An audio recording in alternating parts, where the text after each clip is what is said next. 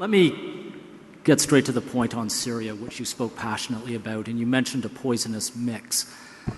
Does most of that poison come from within the region or outside the region? We should look at it in three circles: the inner circle, the national situation, and then you have the region. The region is divided, and of course you have the international community, the outer circle, which if they had been able to come together, stayed united and maintain sustained support to try and get the region working together, we may have been able to contain the crisis. If there was a global agreement that was genuine, where the parties were committed to it and were going to put pressure on countries with influence to change their attitude on the ground, it could have.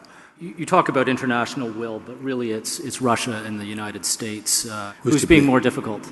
They are not listening to each other. They are talking past each other. Once the two sides had agreed that you need a transitional government with full executive authority, normally you should be halfway home.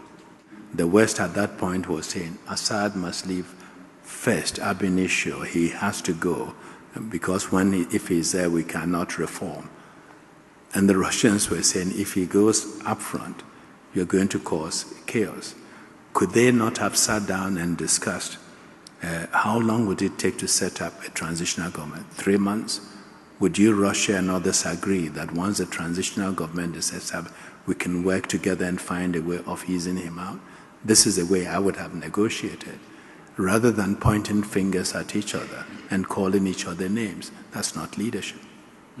It doesn't seem, given the last 10 or 15 years of international experience, there's any magic way to get, especially dictators, out of a country. Do you have any insights from your experience on what works and what doesn't work in convincing someone to leave their power base? I think normally one should work with the people of the country. And it's always best when the people themselves decide to get rid of the leaders in the country.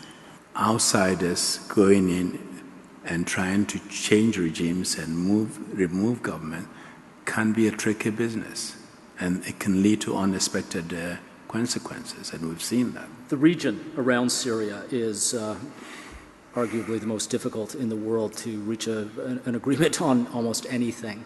In your experience, what did you learn about bringing very different and disparate parties together in the Middle East? My own view is what we are witnessing in North Africa and the Arab awakening. It's more of a revolution that would take 10 to 15 years to work itself out, rather than a year or so that we tend to, time frame that we tend to look at.